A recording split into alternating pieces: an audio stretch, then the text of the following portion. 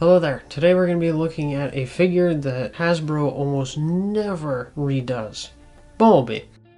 Now this is the Studio Series version of Bumblebee, who is an A-level release, which just means he's going to be around in stores for a very long time as they keep restocking him, and it's just essentially a cheap price point for them to be able to sell a popular character. Take a quick look at the box. We got the usual Studio Series box that we were used to. They've revamped it since this guy released, and honestly I kind of miss this style of box. Felt very unique to Studio Series. It says he's number 29. That is something they've also gotten rid of because apparently it is too difficult for Hasbro to count. There's a backdrop on the inside which they've also gotten rid of since, because hey, why would you want to get more with your money? But yeah, there you go. Now, taking a closer look at Bumblebee, he is essentially his old classic penny racer this time. Instead of being a licensed Volkswagen, or Volkswagen look-alike, it's a very nice chibi version of the Volkswagen, essentially. That was one of the reasons I decided to pick this up, is just the car looked very interesting.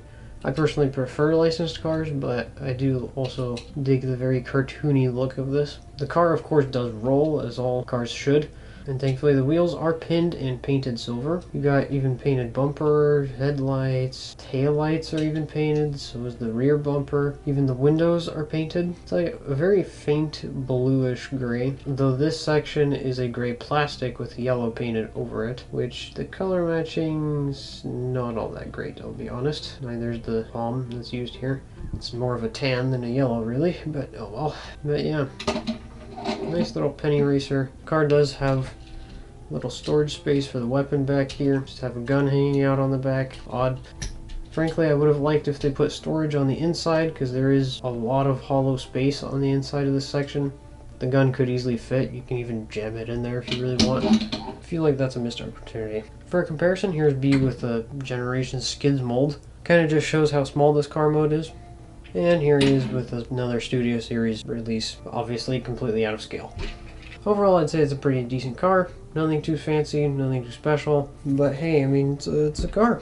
Now for transformation, first thing you're going to want to do is just come here and just fold this down, and then you can hinge these up. Bend at the knees, and there you go. Untab the waist to bring it up. And then with these sections, you're going to want to bring down these gray bits, bring out these little sections. Then you're just going to fold this yellow panel in, and then these will tab in here. You'll want to kind of hold them in place to tab them in, and that will give him the bottom of his feet. Now come over here and unplug the backpack here. Fold this roof up, bring his head out.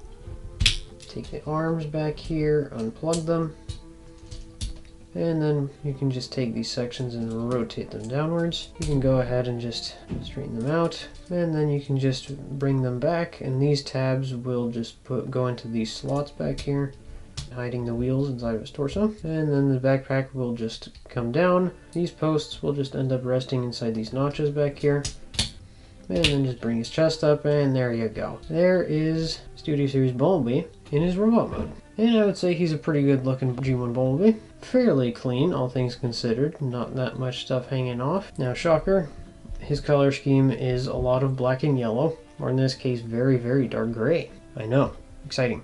But for the most part, it's mostly just casted colors, with the exception being this little sections of yellow being painted here, as well as just the details carried over from the car. Otherwise, he's pretty much mostly just unpainted. The head here does have some really nice bright blue eyes, as well as some silver on his face. The silver face is a little questionable considering they can't really decide on whether or not to use gray or silver for a lot of these Studio Series figures. I personally think they should be using gray if they want to really go into the cartoony aesthetic, but I don't really mind either, really. But I would want them to be consistent. And for some reason, Bumblebee here is rather grumpy. I don't know why, but he's that way both on the figure and on the box. I don't know why they refuse to give Bumblebee a smile. Frankly, I think more figures in 86 need actual expressions, but oh well. Other paint apps include this fake rear window, which I do appreciate them going the extra mile. I do feel like for it to be more effective, they needed a better slant on this. The feet are pretty well filled in on the inside, as well as the bottom of the feet are actually very well detailed, surprisingly. I don't know why they went so hard on the details on the bottom of the feet, but there's a lot of very good sculpting down here. can see, clean from the back, not really hollow anywhere outside of here. They did fill out his torso very well. They even have a dedicated separate piece of gray plastic that has some nice detailing on it, but that has no other purpose other than just being there to fill in his torso. And the wheels are nicely hidden inside his torso. The backpack, all things considered, pretty small considering it's a giant shell of the rear vehicle. And it's not a parts forming piece, which is very cool. The only issues I have with the deco really are just the crotch and these lower forearms. They're very pale yellow. I understand it for the shoulders, but I don't really understand why it has to be here. I don't know how well it comes off on camera, but it very much stands out. It's a very weird, almost like tan color instead of the yellow. But yeah, all in all, he's a pretty good looking mini-bot.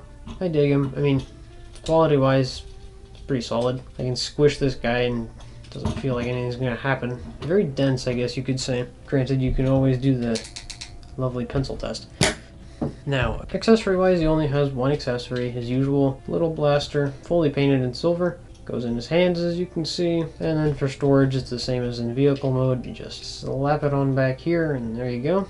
Articulation-wise, he's got a ball joint at the head, although it really acts as a swivel because he can barely look up or down at all. Again, more Transformers need to do actual cutouts in the ball joints. For some reason, Studio Series refuses to do that. I mean, I get it. I get that you want to look cool from all angles, but let's be real, most Studio Series figures do not look all that good from the back anyways. Just make the cutout. Now, he's got ball joints at the shoulders, so of course you can expect them to go 360. They go out 90 degrees. You got a swivel at the bicep, and 90-degree elbows, although they lock in, and wrist swivels.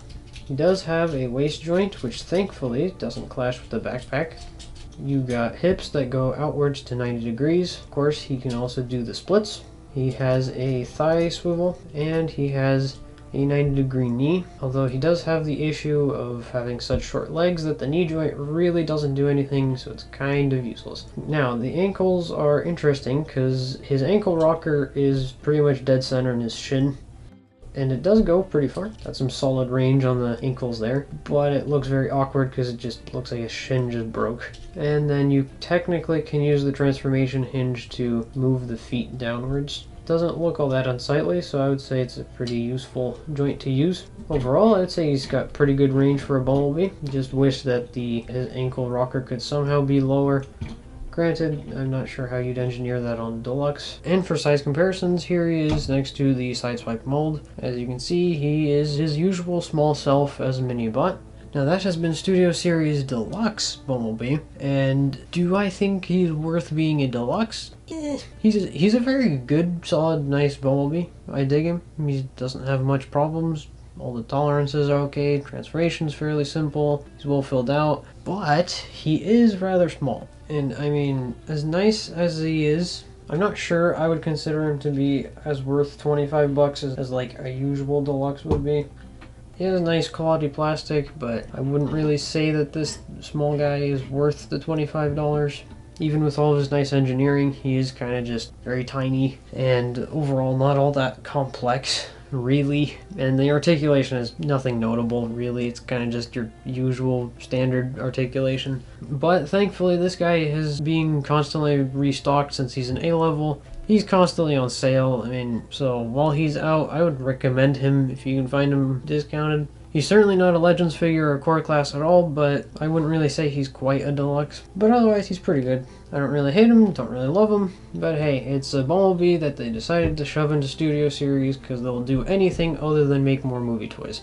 But that has been my review. Thank you for watching. Please feel free to drop a comment, like, and subscribe, as well as follow me on my Instagram where I will take pictures of figures long before I review them, or just for the fun of it. But have a good day, and see ya!